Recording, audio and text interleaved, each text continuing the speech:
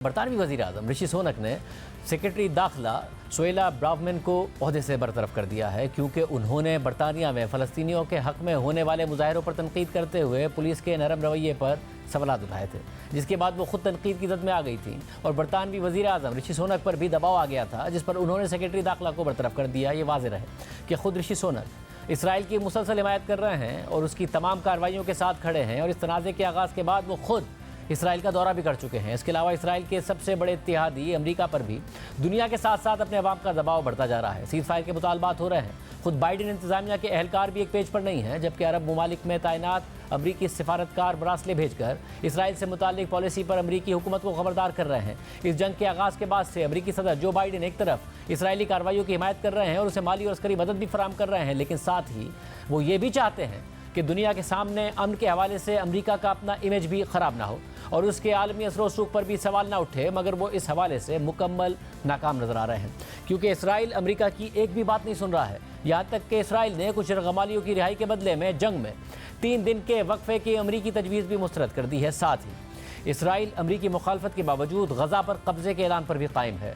Joe Biden इंतजामिया शदीद दबाव और मुश्किल सिफारती सूरत हाल से दो चार है। इस पूरी सूरत हाल के हवाले से अल जज़ीरा में एक आर्टिकल शाया हुआ जिसके मुताबिक गुज़िश्ता हफ्तों में दर्जनों ममालिक इसराइल से जंग में आर्जी वक्फे का मुतालबा करते रहे हैं, जिन्हें इसराइल मुस्तरद कर चुका है। गुज़िश्ता जुमेरात को एक सरप्राइज बयान में व्हाइट हाउस ने दावा किया कि इंसानी बुनियादों पर इसराइल अपने मिलिट्री ऑपरेशन में महदूद वक्फा कर देगा, लेकिन अब तक ऐसा एक भी वक्फा नहीं हुआ है। इसके अलावा अमरीकी वज़ीर ख़ारजा एंटनी ब्लिंकन ने भी कहा था कि इसराइल को गजा पर दोबारा कब्जा नहीं करना चाहिए और वो फ़लस्तीनी जो गजा से भाग गए हैं उन्हें वापस आने की इजाज़त मिलनी चाहिए। आर्टिकल के मुताबिक इसराइल मशरिक़ वस्ता में अमरीका का मजबूत और काबिल भरोसा इत्तेहादी है और ऐसा मुमकिन नहीं है कि दोनों तरफ की इंतजामिया में इख्तलाफात की वजह से दोनों ममालिक के ताल्लुकात ख़राब हो जाएँ, लेकिन खुद अमेरिका को अपने मशरिक़ वस्ता में इसराइल के साथ साथ अरब स्ट्रेटेजिक पार्टनर्स की भी ज़रूरत है।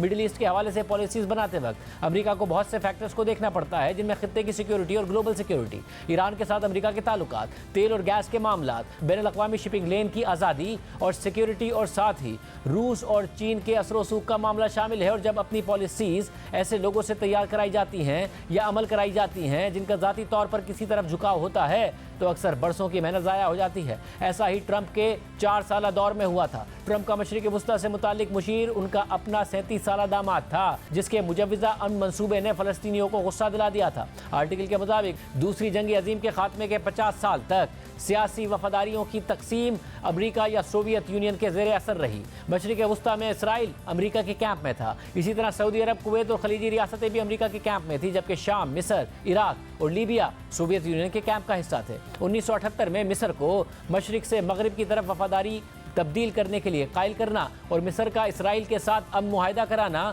मशरिक़ वस्ता में वाशिंगटन की बड़ी कामयाबी थी। इसके अलावा शाह ईरान के दौर में खित्ते में ईरान शायद सबसे बड़ा अमेरिका का हामी मुल्क था, लेकिन 1979 में ईरान में आने वाले इस्लामी इनकलाब ने यह सब बदल दिया। रातों रात ईरान अमेरिका का सबसे बड़ा दुश्मन बन गया। फिर अमेरिका ने सद्दाम हुसैन की मदद शुरू कर दी और अपने से बड़े हमसाये से जंग के लिए इराक को उकसाया। ये जंग अमली तौर पर तकरीबन 10 साल तक जारी रही, जो असल में अमेरिका की ईरान के खिलाफ प्रॉक्सी वॉर थी। आर्टिकल के मुताबिक कमज़ोर तज्ज़ियाती सलाहियत के साथ अमेरिका ने हद से ज़्यादा पुरएतमाद होकर 3 जंगें शुरू की, जो अमेरिका के लिए धचका साबित हुई। इराक में कई बरसों तक उलझने के बाद अमेरिका उस वक्त पीछे हटा कि जब उसे मालूम हुआ कि जंग मज़ीद जारी रही तो फ़ौजियों की जानों, पैसे और ख़ास तौर पर मशरिक़ वस्ता और इस्लामी ममालिक में उसकी साख को बहुत ज़्यादा नुकसान पहुँचेगा। मगर फिर वाशिंगटन ने शाम की जंग में शामिल होकर इराक में की गई अपनी गलतियाँ दोहरा दी। अगरचे अमेरिका इस दफ़ा खुलकर जंग में शामिल नहीं हुआ था, शाम में अमेरिका ने हुकूमत मुखालिफ धड़ों की मदद की, जिससे दूसरी तरफ ईरानी हिमायत याफ्ता गिरोह मजबूत हो गए और उनका असर रसूख भी बढ़ गया। साथ ही शामी हुकूमत ने रूस से ताल्लुकात मजबूत कर लिए। नतीजतन ईरान ने खित्ते में अपना असर रसूख फैला दिया और अमेरिका इस हवाले से नाकाम नजर आया। खित्ते में कुछ दूसरे तनाज़ात के दौरान भी अमरीकी ताकत और असर रसूख से पर्दा उठ गया, चाहे सऊदी अरब और यमन के हुसियों के दरमियान जंग रोकने में अमेरिका की नाकामी हो या फिर लीबिया में तनाज़ा ख़त्म करने में नाकामी हो। लिहाजा ये समझ में आने वाली बात है कि 2024 के इंतखाबात से पहले जो बाइडेन एक मुतवाज़िन अंदाज के साथ खित्ते में सरगर्म नजर आना चाहते हैं, जिससे जाहिर हो जाए कि अमेरिका अब भी अमन में सालिसी करने की सलाहियत रखता है। यानी अमेरिकी सदर जो बाइडेन चाहते हैं कि मशरिक़ वस्ता में अमेरिका ऐसा किरदार अदा करे कि जिससे उसकी साख बहाल हो जाए और वो एक आलमी लीडर का किरदार निभाए, जिससे बाइडेन को इलेक्शन में फ़ायदा मिले। लेकिन फ़िलहाल ऐसा होता दिखाई नहीं दे रहा है। जो बाइडेन के लिए इलेक्शन के दौरान मुश्किलात पैदा हो सकती हैं क्योंकि खुद अमेरिका के अंदर से भी उन पर दबाव बढ़ रहा है। स्टेट डिपार्टमेंट से इस्तीफे सामने आ रहे हैं। साथ ही उनकी गुज़िश्ता इंतखाबी मुहिम चलाने वाले 500 अफराद ने खत लिखकर सीज फायर में नाकामी पर एहतजाज किया है और तबसरे हो रहे हैं कि दबाव अमेरिकी सदर जो बाइडेन को सीज फायर और मुदाखलत करके इसराइली जारियत रुकवाने पर मजबूर कर देगा, क्योंकि इंतखाबी मुहिम शुरू हो गई है और साबिक अमेरिकी सदर डोनाल्ड ट्रंप मकबूलियत में उनसे मुकाबला कर रहे हैं। यानी बाइडेन इन हालात में किसी भी तरह अवामी हिमायत नहीं खोना चाहेंगे, लेकिन अब तक वो इस मकसद में मुसलसल नाकाम नजर आ रहे हैं।